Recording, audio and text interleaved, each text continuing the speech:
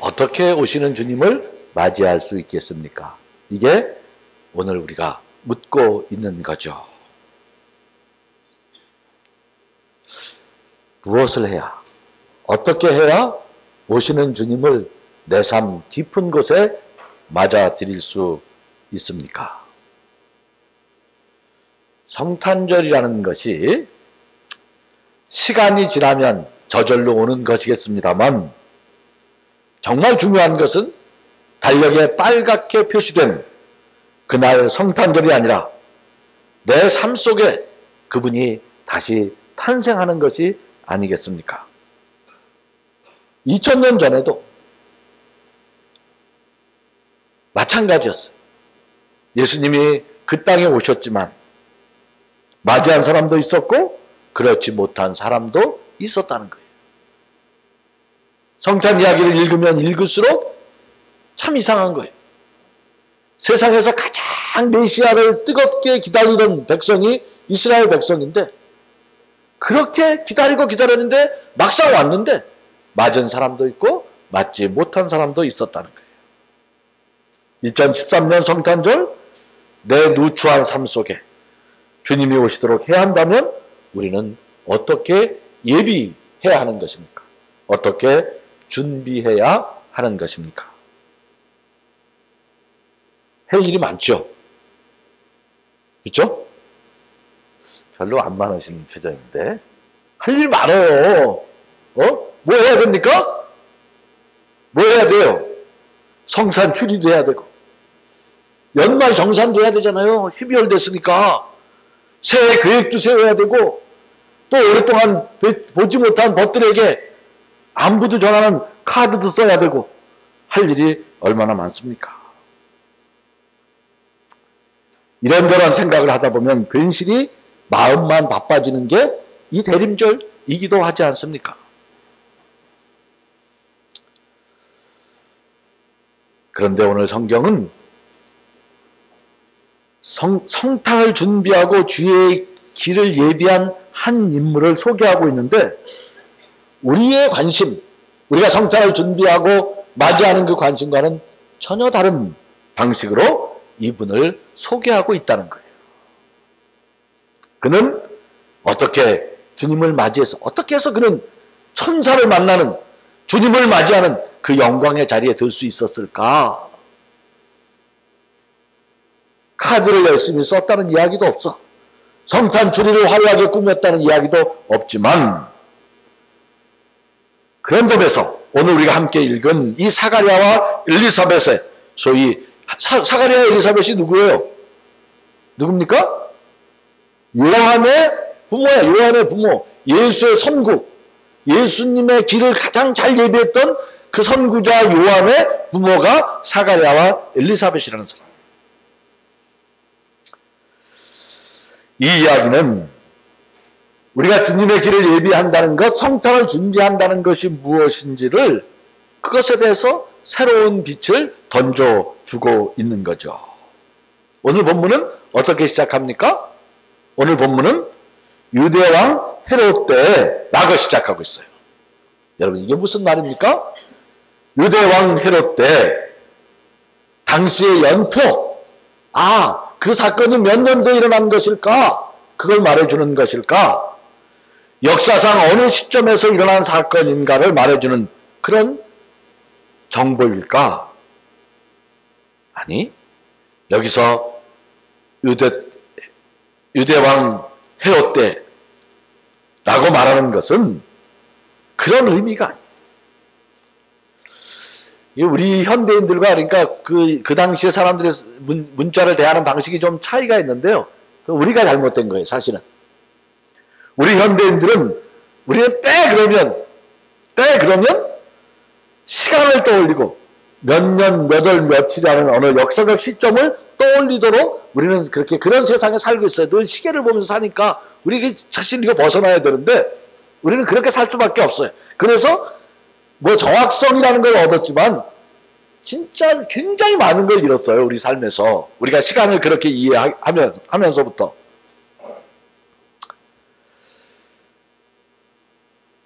성경이 때라고 적고 있는 것은 그런 객관적인 역사적 시계로 잴 수 있는 그 시각을 말하려는 것이 아니에요. 유다왕 헤롯 때 성경의 이런 표현은 그 자체로 참 많은 이야기를 담고 있는 거예요. 우리는 어떤 유대왕 헤롯 때 이렇게 말하면 우리는 어떤 점을 떠올린단 말이야.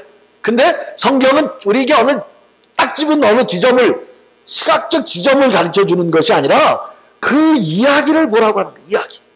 여러분, 이런 것 속에서 이야기를 찾아낼 수 있어야 돼. 당시 사람들은 유대왕 헤롯 때라고 말하면 다 생각나는 것이 있어요. 헤롯왕 누구입니까? 헤롯왕이 어떤 사람이에요? 다시 모시고 싶은 왕입니까? 다시는 만나고 싶지 않은 왕입니까? 누구예요? 그 헤롯왕은 누구예요? 다시는 보기 싫은 인간이잖아.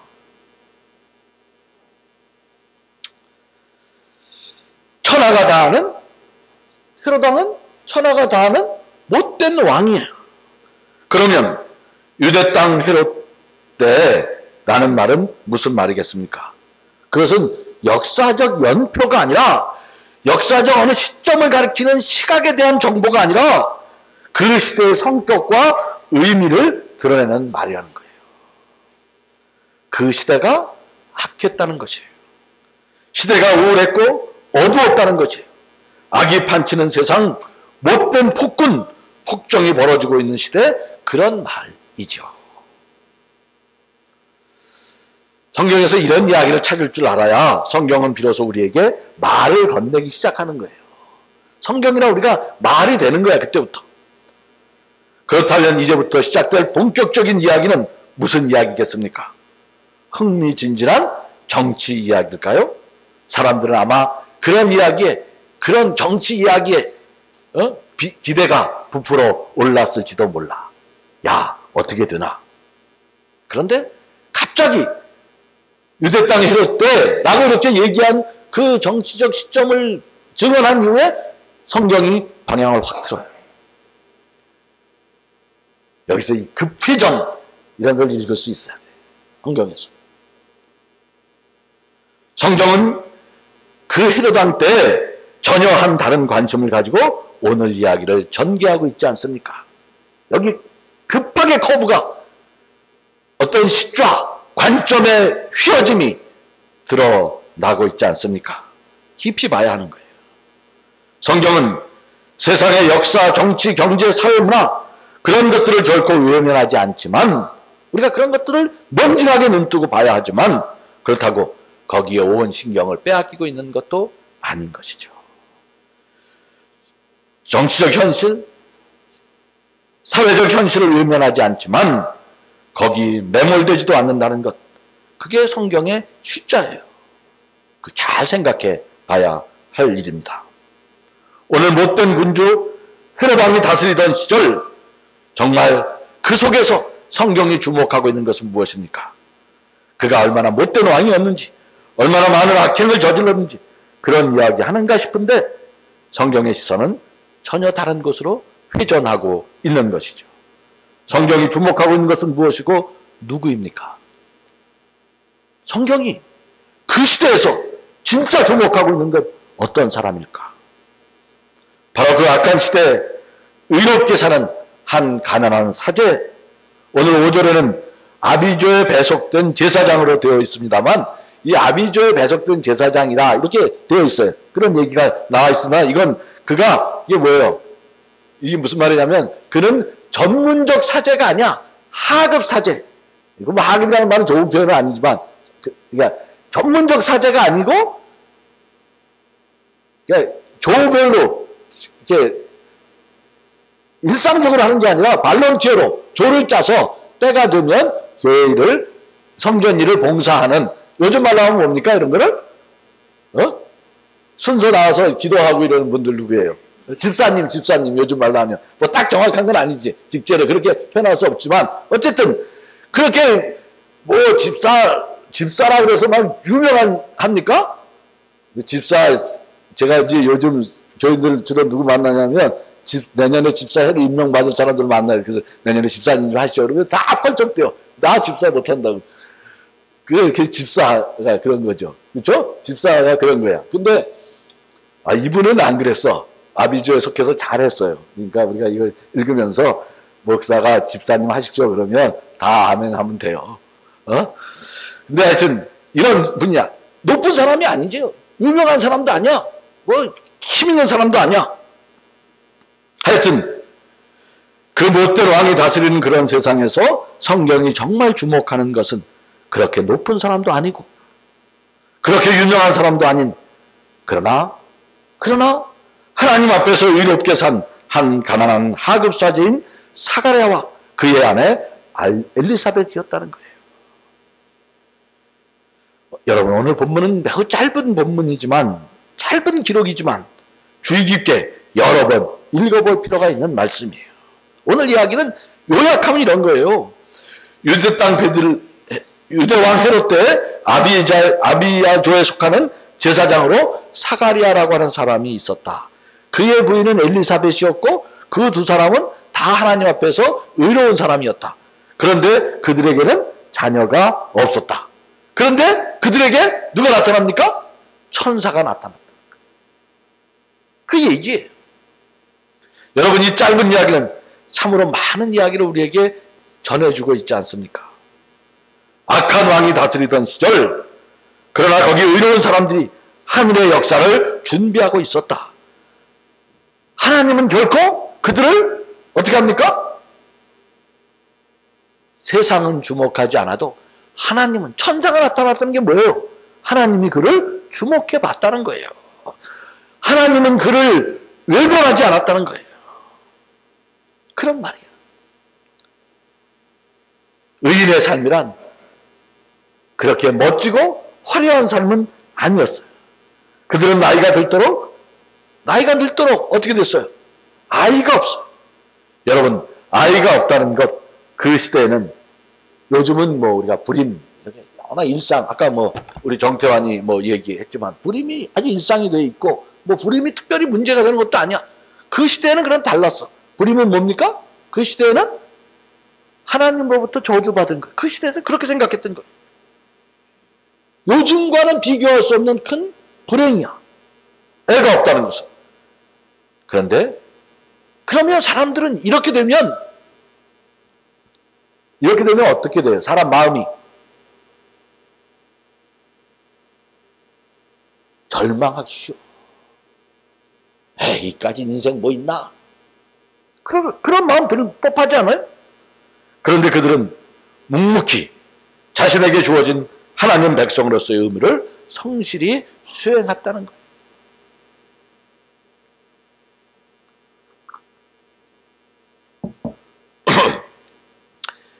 진정으로 우리가 여기서 묻는 거죠.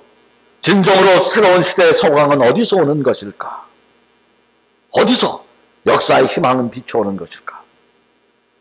이 점에서 우리가 정말 새롭게 해야 할 것이 있어요. 새로운 시대는 영으로부터 오는 것이 아니에요. 새로운 시대의 서광은 결코 천재적인 지성이나 혁명적인 투사나 그러한 화려한 것, 높고 웅장하고 거룩한 것들을 통해서 오는 것이 아니라는 것이에요. 우리가 이걸 깨닫지 못하면 진짜 예수 만날 수 있는 기회를 다 놓쳐버려요. 진정으로 새로운 내일을 맞이한다는 것은 예수의 길을 준비하고 예비하는 삶은 무슨 영적인 투쟁이나 아주 특별한 능력과 높은 지위에 있는 그런 사람을 통해서 오는 것이 아니라는 거예요. 우리가 다 그런 거에 정신 팔려서 살면 그럴수록 예수는 우리 삶에서 태어나지 않는 거예요. 그것은 아주 작은 이들, 매일의 삶 속에서 자신의 삶을 하나님 앞에 바르게 살려고 몸부림치는 그렇게 기도하는 아주 작은 사람들. 비록 내 삶이 여러 가지 고통과 시련 속에 있을지라도 자신들이 간직한 그 진실을 소중하게 갖고 갈 줄 아는 사가랴와 엘리사벳 같은 이들로부터 새 역사는 동터 온다는 것이에요. 이걸 놓쳐버리면 우리는 그 다음 단계로 못 가는 거예요. 제가 얼마 전 일본 동경에서 아주 뜻깊은 강연을 하나 들었어요. 근데 그 뜻깊었던 건 그 강연 내용도 좋았지만 그거보다 더 뜻깊은 거는 제가 진짜 감명받은 건 그 강사 선생님이었어요. 하구치 겐지라는 분인데 40년 동안, 지금 한 70쯤, 나이 정확히 한 70쯤 된 분인데, 40년 동안 원전 노동자들의 사진만을 찍어오던 사진작가야. 사진작가예요. 근데 그분은 자기가 사진기를 만지고부터 태어나서 사진기를 만지고부터 원전 노동자들의 사진만을 찍어왔어요. 근데 40년 동안 원전 노동자들의 사진을 찍는 동안 아무도 그의 작업을 주목하는 사람이 없었어요. 아무도 작업, 그 돈 안 되는 일이야. 그 일하고, 그 원전 노동자들 거기 가서 사진 찍고 있으니까 또라이 취급받고, 이름도 안 나고 아무도 알아주지 않아. 경제적 어려움도 말로 다 할 수 없는 것이에요. 가족들도 자신의 삶을 이해하지 못해. 아무도 알아주지 않아요. 그러나 그는 이게 소중한 일이다. 누군가 이 시대의 사진작가라면 이것을 기록으로 남겨놔야 한다. 그리고 사진을 찍었어요. 그런데 40년 동안 사진을 찍으니까 세상에서 그 사람이요, 원전 노동자들의 삶을 가장 제일 잘하는 사람이 됐어요. 원전 노동자들 거기 40년 동안 일하는 사람, 원전 노동자 그 자신보다 그분이 더 잘 알아. 40년 동안 거기서 일한 사람은 없으니까 조금 일하다가 원전 노동 다 떠나잖아요. 그런데 무슨 일이 벌어졌습니까? 2011년 후쿠시마 원전 폭발 사고가 났어요. 어떻게 되었겠습니까? 이랴 이분이 세계적인 사진작가가 됐어요. 워싱턴 포스터를 비롯해서 전 세계의 언론이 그분의 사진을 일면 대문짝, 진짜 감동적인 사진이 많아요. 저런 사진이 어떻게 가능한가 하는 사진들이 있는데 그 일면 톱으로 전 세계, 이제는 그분 사진 한 장 얻으려면요 한두 푼 갖고 되지 않아. 지금은 가장 주목받는 사진작가가 됐어요. 저는 그 하구치 겐지라는 이분을 보면서 일본은 아직 희망이 있는 나라구나, 그런 생각을 했어요. 일본 정부는 지금도 원전 문제에 대해 여러 가지 거짓말을 하고 있어요. 소위 원전 안전 신화라는 것에 취해서 그러니까 일본의 문제는 그런 거죠. 8.15 1945년 8월 15일 그 패전, 그 패전을 종전이라고 얘기하면서 역사를 반성하지 않는 거예요. 그리고 또 하나는 2011년 3월 11일 그 원전 폭발 사고를 통해서 그들이 소위 구국강병의 신화라는 것이 잘못된 패러다임이라는 걸 반성해야 되는데 반성하지 못하고 있는 게 일본의 문제예요. 그래서 그런 걸 보면 일본은 희망이 없는 나라다, 그런 생각을 할 수도 있습니다만, 저는 그 작가 선생님을 보면서 저런 사람이 있는, 저런 진실을 품은 사람이 있는 한 일본 사회는 아직 희망이 있겠구나, 그런 생각을 했어요. 엘리야가 호렙산으로 하나님을 만나러 갑니다. 어디서 만났습니까? 여러분, 호렙산에서 하나님을 어디서 만났어요? 세상을 뒤엎을 듯한 폭풍우 속에서도, 온 세상을 불태울 것 같은 맹렬한 불길 속에서도 하나님은 계시지 않았다고 말해요. 하나님은 세미한 음성으로 임재하셨다는 것, 그게 바로 성경이 증언하는 신의 현존 방식이에요. 그렇습니다. 지금의 시대는 여전히 어둡다고 해야 하겠죠. 지금 정치, 경제적 상황이 결코 낙관적이거나 희망적이라고 할 수 없겠죠. 수많은 문제가 엉켜 있지 않습니까? 그러나 바로 그렇기 때문에 우리가 내 속에 깊은 진실을 지니고 살아야 하는 것이에요. 어떻게 하는 것이 하나님 앞에서 옳게 사는 것입니까? 저는 하나님 앞에서 우리의 작은 일상의 진실을 지키는 것이 우리 사회를 다음 단계로 올리는 길이라고 생각해요. 진실은 언제나 작고 구체적인 것이 아닙니까? 사가랴와 엘리사벳의 삶, 자신에게 주어진 아주 작은 일들, 누가 그렇게 높이 알아주지 않아도, 세상이 별로 주목하지 않아도 늘 성실하게 감당하는 그런 삶을 통해 요한이 나고 주의 길이 예비되었습니다. 된다는 말이죠. 사가랴의 집, 거기서 예수 탄생이 준비되고 있다는 이 성경의 통찰이 참으로 무서운 진실을 담고 있지 않습니까? 2013년 성탄절, 진실로 예수님을 맞고 싶습니까? 진실로 오시는 예수님과 함께 새로운 삶으로 우리가 도약하고 싶습니까? 크고 화려한 것으로부터 작고 연약한 것, 보잘것없는 것으로 우리의 관점을 바꾸어야 해요. 오늘 내가 놓치고 있는 아주 작은 진실, 그걸 새롭게 만나는 날들, 이 대림절이 그런 날들이 되기를 바랍니다.